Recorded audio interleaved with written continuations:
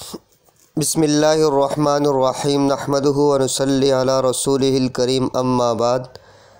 آج ہمارے سبق کا عنوان ہے نماز جنازہ کے بعد دعا۔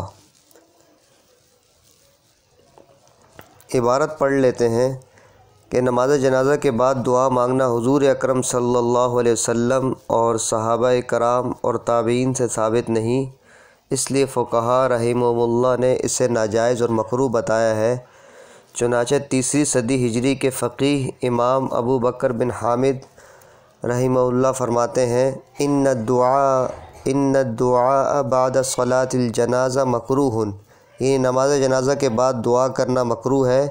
اس کے علاوہ بھی متعدد کتب فتاوی میں اس کی ممانعت اور کراہت منقول ہے۔ تو یہ بات ثابت ہوگی کہ نماز جنازہ کے بعد دعا مانگنا یہ ناجائز اور مکروہ ہے۔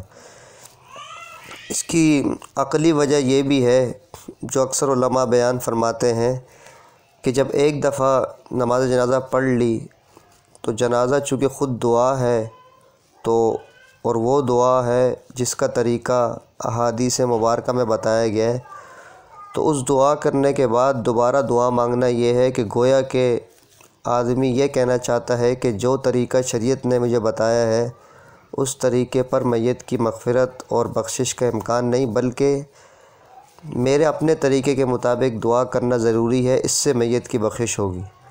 تو گویا کہ یہ شریعت کے بتائے ہوئے عمل کے خلاف ایک دوسرے عمل کو ترجیح دینا ہے، اس لیے علماء کرام کا اس بارے میں سخت موقف ہے اور اسی وجہ سے انہوں نے ناجائز اور مکروہ بتایا ہے۔ اس کے بعد ہے جنازے کے ساتھ بلند آواز سے ذکر کرنا۔ آپ نے دیکھا ہوگا کہ اکثر حضرات جب جنازے کے ساتھ چل رہے ہوتے ہیں تو ایک ساتھی زور سے بولتا ہے کلمہ شہادت، باقی سارے اشہد ان لا الہ الا اللہ بلند آواز سے ذکر کر رہے ہوتے ہیں۔ تو یہ بھی سمجھ لیں کہ جنازے کے ساتھ بلند آواز سے ذکر کرنا رسول اللہ صلی اللہ علیہ وسلم، صحابہ کرام رضی اللہ عنہم، تابعین اور ائمہ دین میں سے کسی سے بھی کسی ضعیف روایت میں بھی قولاً یعنی انہوں نے کوئی اپنے زبان سے کوئی کہا ہو یا عملاً یا عملی طور پر کہا ہو، یہ منقول نہیں، اس لیے بدعت اور ناجائز ہے۔ جیسا کہ ہم پڑھ چکے ہیں کہ دین میں کوئی ایسی چیز ایجاد کرنا جو دین کا حصہ نہ ہو اور اسے دین سمجھ کر کرنا تو یہ بدعت ہے۔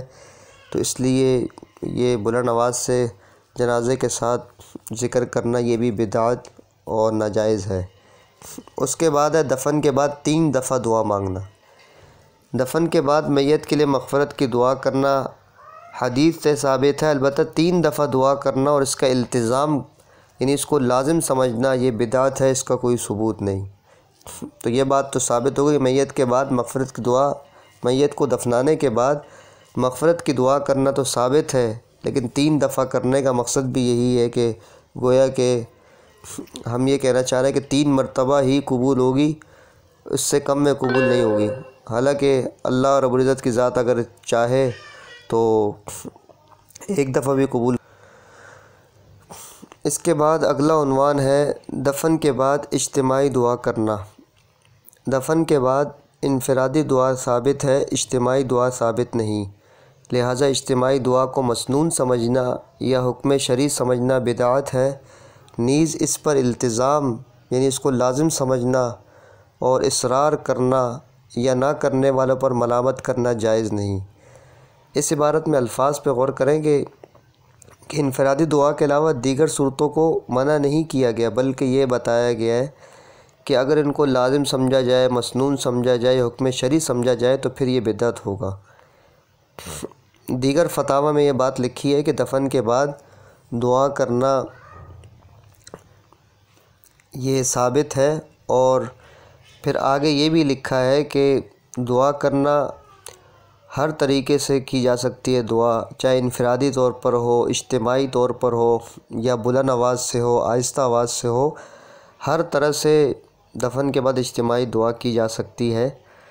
البتہ ثبوت انفرادی دعا کا ہے، اس کے علاوہ باقی صورتیں اگر اختیار کی جائیں تو ان کو لازم یا حکم شرعی سمجھا جائے اور نہ کرنے والوں پر ملامت وغیرہ نہ کی جائے، تو ان قیودات کے علاوہ اگر کوئی انفرادی دعا کے ساتھ علاوہ اجتماعی کر لیتا ہے یا بلند آواز سے کر لیتا ہے یا آہستہ آواز سے، تو اس کی گنجائش ہوگی۔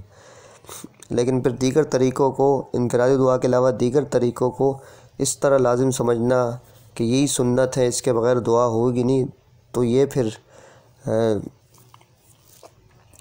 صحیح نہیں ہے۔ اس کے علاوہ اگلا عنوان ہے اہل میت کی طرف سے دعوت کی رسم۔ اسے بھی پڑھ لیتے ہیں، پھر بعد میں خلاصہ بتا دوں گا۔ اہل میت کی طرف سے پہلے دن یا تیسرے دن یا ہفتے کے بعد جو دعوت آج کل رائج ہے، یہ بدعت ہے۔ فتاویٰ بزازیہ میں ہے کہ کھانے کی دعوت پہلے، تیسرے اور ساتویں دن مکروہ ہے، گویا تیجا، 47واں، چہلم یعنی 40واں وغیرہ سب ناجائز ہے۔ غرض ہے کہ احادیث مبارکہ اور فقہ حنفی کی تصریحات کے مطابق مذکورہ بالا ہر قسم کی دعوت و ضیافت ناجائز اور مکروہ ہے، کیونکہ حدیث کی روح سے میت کے پڑوسیوں اور دور کے رشتہ داروں کو حکم ہے کہ وہ میت کے گھر والوں کے لیے صبح اور شام کا کھانا تیار کر کے بھیجیں۔ فقہ حنفی کے بہت بڑے عالم علامہ ابن حمام رحمہ اللہ فرماتے ہیں کہ میت کے گھر والوں کی طرف سے دعوت کرنا مکروہ ہے، اس لیے دعوت و ضیافت خوشی کے موقع پر ہوتی ہے، نہ کہ مصیبت کے وقت۔ علاوہ ازیں ایسی دعوت اور ضیافت میں اور بھی کئی خرابیاں ہیں۔ مثلا اس میں ہندوؤں کے ساتھ مشابہت پائی جاتی ہے جو ناجائز ہے۔ اس دعوت کو لازم سمجھا جاتا ہے، جبکہ جو چیز لازم نہ ہو اس کو لازم سمجھنا ناجائز ہے۔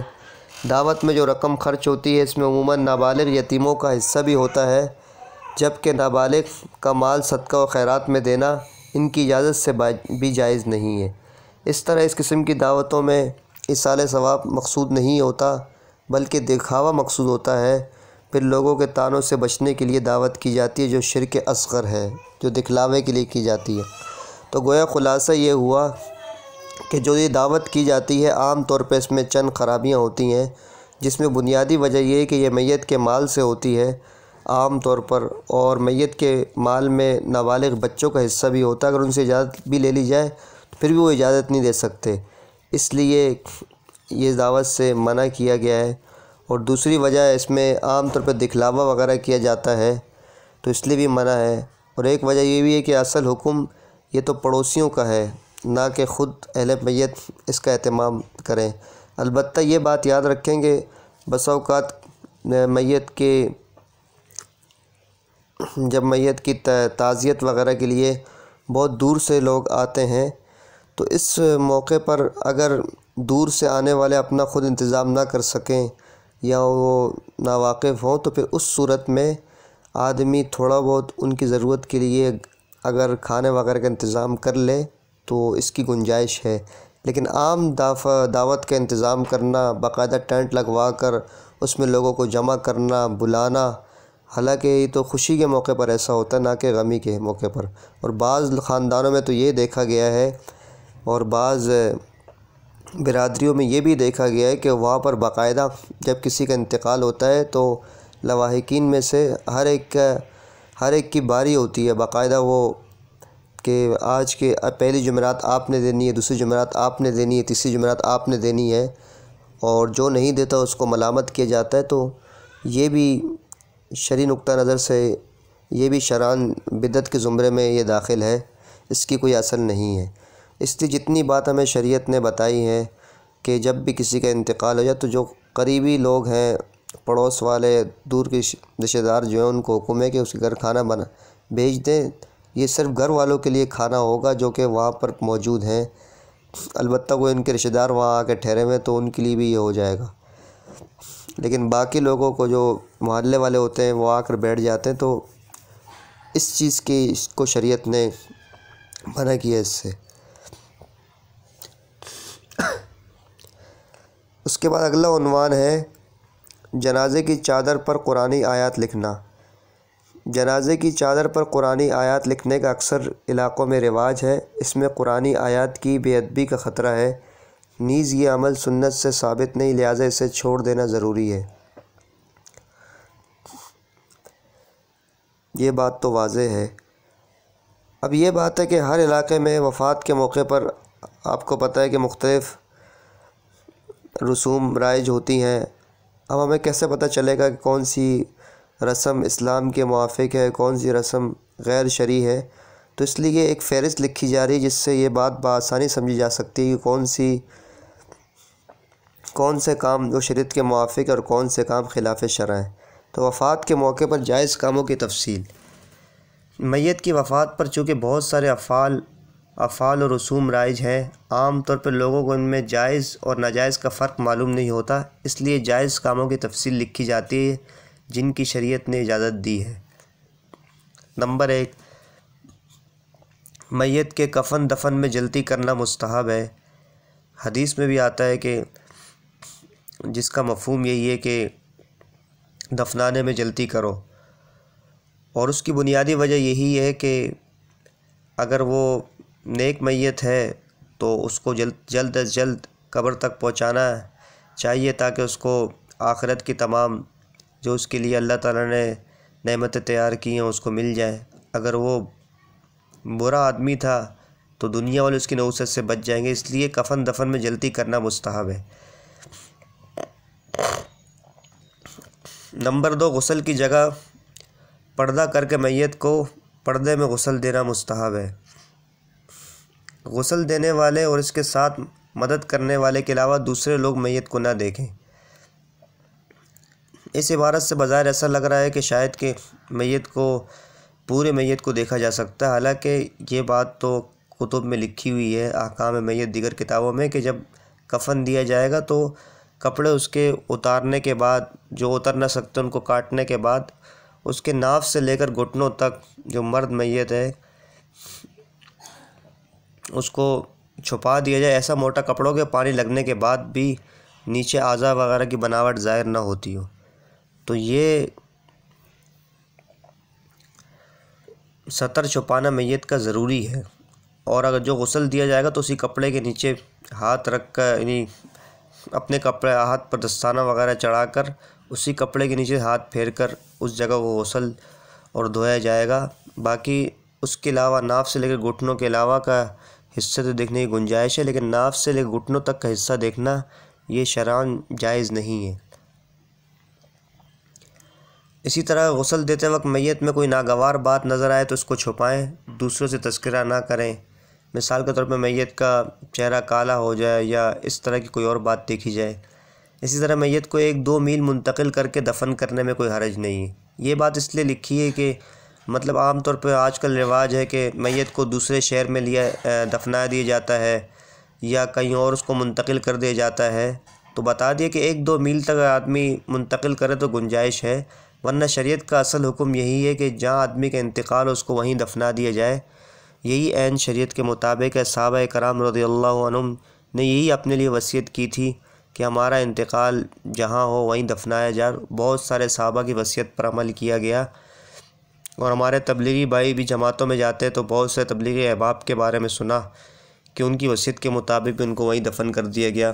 اسی طرح ہمارے بزرگان دین کے متعلق بھی بہت سارے ایسی وصایا موجود ہیں جس میں انہوں نے وصیت کی تھی کہ ہمیں وہیں دفنا دیا جائے، اور ان پر عمل بھی کیا گیا۔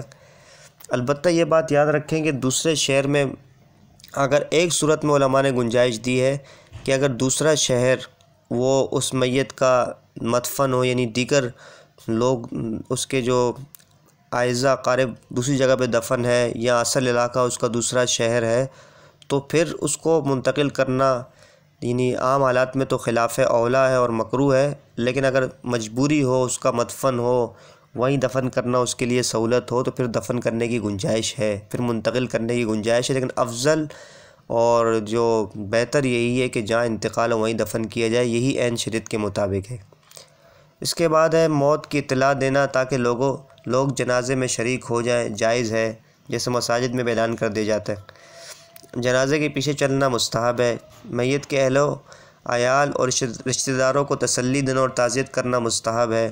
تعزیت کے کلمات بھی ہمیں سکھائے گئے ہیں کہ یہ کلمات کہے جائے کہ ان للہ ما اخذ، کہ اللہ ہی کے لیے تھا جو اللہ تعالی نے لے لیا، ان للہ ما اخذ ولہ ما اعطی، اور اللہ ہی کا تھا جو اللہ تعالی نے دیا تھا، وکل شیء عندہ بأجل مسمى، اور ہر چیز اللہ کے ہاں ایک متعین مدت تک کی باقی رہتی، یعنی ہر چیز کا ایک وقت مقرر ہے، اس کے بعد اس نے جانا ہے۔ تو اس طرح کے تعزیت کے کلمات کہہ دی جائیں کہ بھائی اللہ کی چیز سے اللہ تعالیٰ نے اپنی امانت لے لی، اور اللہ تعالیٰ نے ہمیں دی تھی، اور اللہ تعالیٰ کے ہر کام میں بہتری ہوتی ہے، اور ہر چیز کا وقت مقرر ہے، اللہ کے علاوہ کسی چیز کو دوام نہیں۔ اس طرح کے کلمات کہہ کر رشتہ داروں کو تسلی وغیرہ دے دی جائے۔